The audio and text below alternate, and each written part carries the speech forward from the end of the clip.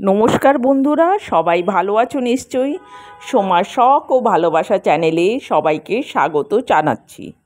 আজকে আমি চলে এসেছি কলকাতার একটি অন্যতম দর্শনীয় স্থান, এই মহীশূর উদ্যান। এই মহীশূর উদ্যান কিভাবে আসবো, এই মহীশূর উদ্যান কবে তৈরি হয়েছিল, এর পেছনে ইতিহাসই বা কী, আর এখানে একটি সুন্দর কারুকার্য খচিত বিষ্ণু মন্দির রয়েছে, সবটাই ঘুরে তোমাদের দেখাবো। চলে এলাম মহীশূর উদ্যানের গেটের কাছে। দেখো কি সুন্দর কারুকার্য খচিত এই গেট। গেটের পাশেই ডান দিকে একটা হাতি রয়েছে, হাতির স্ট্যাচু। গেট দিয়ে ঢুকেই বাঁদিকে এই ফলকটি দেখলাম, তোমরা পড়ে নিতে পারো। গেট দিয়ে ঢুকেই সুন্দর একটা বাগান দেখতে পেলাম, চারিদিকে ফুল ফুটে আছে, গাছপালাগুলো খুব সুন্দরভাবে পরিচর্যা করা হয় দেখেই বোঝা যাচ্ছে। দেখো পুরো বাগানটা এক নজরে কত সুন্দর লাগছে। দূরে বিষ্ণু মন্দির, ফোয়ারা, বাগানের মাঝখানে ফোয়ারা রয়েছে, খুব সুন্দর একটা বাগান। এবার বাগানের মাঝখানে ফোয়ারা এবং দেওয়ালে নানা রকম পটচিত্র আঁকা, সমস্ত কিছু দেখতে দেখতে মহীশূর উদ্যান কেন তৈরি হয়েছিল, এর পেছনে ইতিহাসই বা কী, পুরোটা এখন জেনে নেব।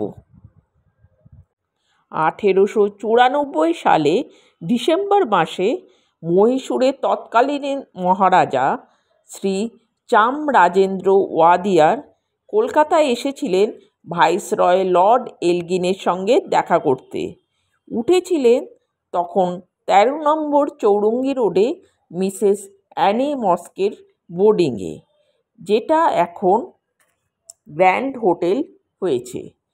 কিন্তু মহারাজা চামরাজেন্দ্র দুর্ভাগ্য, তিনি কলকাতায় আসার পর প্রাণঘাতী ডিপথোরিয়া রোগে আক্রান্ত হয়ে 7 দিনের মধ্যে মাত্র 31 বছর বয়সে 1894 সালে 28শে ডিসেম্বর মারা যান।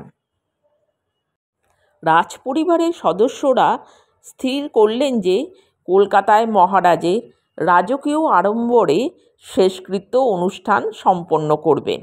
সেই মতো কলকাতার কেওড়াতলা মহাশ্মশানের পাশে মহারাজার দেহ দাহ করা হলো এবং অনেকটা জমি ওনারা কিনে নেন। আদিগঙ্গার ধারে তৈরি হলো রাজঘাট।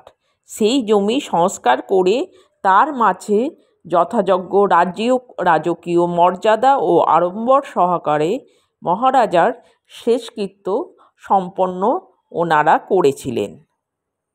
রাজেন্দ্র ওয়াদিয়ার নিজের রাজ্য ছেড়ে অনেক দূর কলকাতায় এসে কালীঘাটের পণ্যভূমিতে বিলীন হন। শেষকৃত্য সম্পন্ন করা হয় সেই জমিতে। দহনস্থলকে কেন্দ্র করে মহীশূরের রাজপরিবারের নির্দেশে এই সুদৃশ্য বিষ্ণু মন্দির এবং এই বাগান বা মহীশূর উদ্যান তৈরি করেন এবং রূপায়ণের দায়িত্ব তখন অর্পণ করেন বার্ন অ্যান্ড কোম্পানিকে। প্রথম দিকে মহীশূর রাজপরিবারই এই মহীশূর গার্ডেন রক্ষণাবেক্ষণ করতেন। মহীশূরের রানীমা নিয়মিত এই স্থানে শ্রদ্ধা জানাতে আসতেন।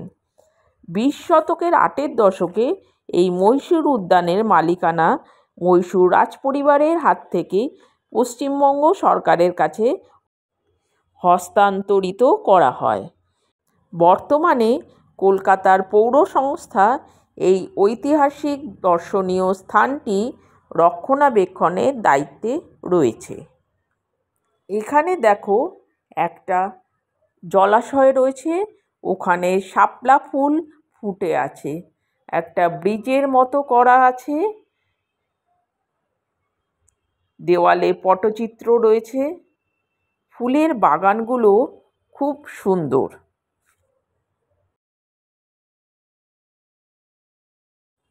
বাগানটা রীতিমতো পরিচর্যা করা হয় দেখেই বোঝা যাচ্ছে।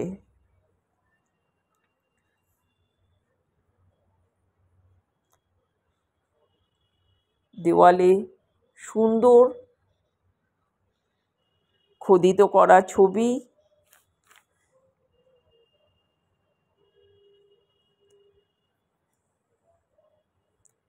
এখানে ঘোড়ায় টানা ট্রাম, বেশ ভালোভাবে সাজানো রয়েছে। এখানে একটা জিমও দেখতে পেলাম। দেখো চেতলা ব্রিজ, তার নিচ দিয়ে তখন আদিগঙ্গা নৌকা যাচ্ছে। এটা কেওড়াতলার শ্মশান আদিগঙ্গার পাশে। তখনকার দিনে চেতলা অঞ্চলটা কীরকম ছিল এই ছবিগুলোর মাধ্যমে বোঝানো হয়েছে। এখানে সুন্দরভাবে মা দুর্গার মূর্তি ফুটিয়ে তোলা হয়েছে। ব্রিটিশ কোনো সাহেব গঙ্গার পাড়ে বসে আছে, গঙ্গায় নৌকো যাচ্ছে। এবার তোমাদের বিষ্ণু মন্দিরটা দেখাবো। কত সুন্দর সাদা পাথর দিয়ে তৈরি, উপরে নানান দেবতাদের মূর্তি রয়েছে। কর্ণাটকের মন্দিরের আদলে এই বিষ্ণু মন্দির তৈরি, কারুকার্য খচিত এই বিষ্ণু মন্দির। খুবই সুন্দর এই মন্দিরের কারুকাজ। এই সেই বিষ্ণু মন্দির, পুরোহিত পুজো করছেন। বিষ্ণু মন্দিরের ভেতরটা দেখো, উপরে একটা ঝাড় লণ্ঠন রয়েছে।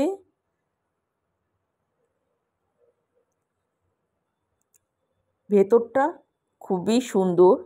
এই বিষ্ণু মন্দিরের পাশেই এক শিব মন্দির রয়েছে। কথিত আছে শিকাগো বিশ্বধর্ম মহাসম্মেলন থেকে ফেরার সময় স্বামী বিবেকানন্দ এই শিব মন্দিরে কিছুটা সময় কাটিয়েছিলেন। স্বামীজি দক্ষিণ ভারত পরিভ্রমণের সময় মহীশূরের মহারাজা শ্রী চামরাজেন্দ্র ওয়াদিয়ারের আতিথ্য লাভ করেছিলেন এবং 1893 সালে শিকাগো যাত্রার পৃষ্ঠপোষকতা লাভ করেছিলেন। দেখো দরজার কারুকাজও কত সুন্দর। এই বিষ্ণু মন্দিরের পাশেই শিব মন্দির রয়েছে।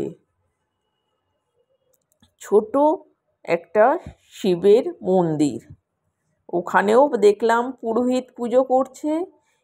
এই বিষ্ণু মন্দিরের ওপরে দেবতাদের বিভিন্ন মূর্তি রয়েছে। এই উপরের কারুকাজ এবং মূর্তিগুলো তোমাদের দেখাবার চেষ্টা করছি। আলো সজ্জিত হয়ে এখন বেশ ভালো লাগছে।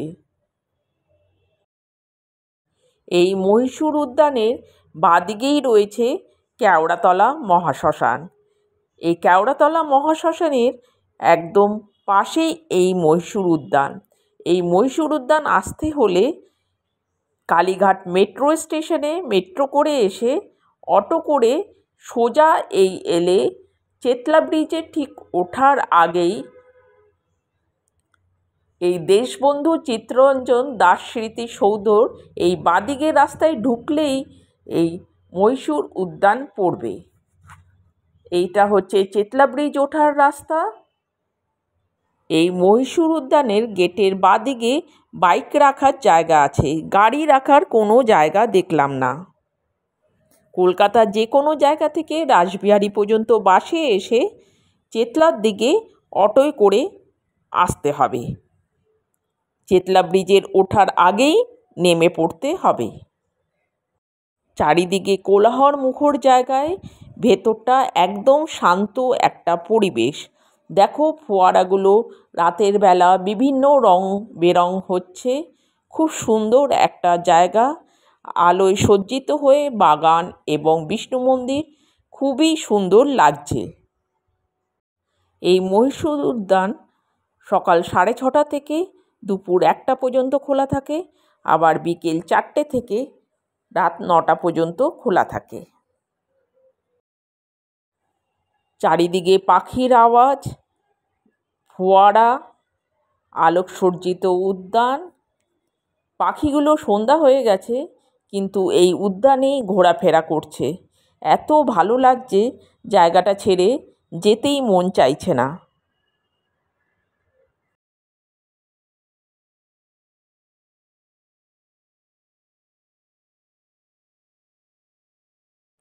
মহীশূর উদ্যানের ঠিক পাশেই বহু প্রাচীন কৃষ্ণকালী মন্দির দেখতে পেলাম।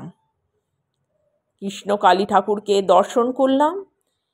কৃষ্ণ ও কালী একই রূপে, একই মূর্তিতে কৃষ্ণের রূপ আর কালীর রূপ।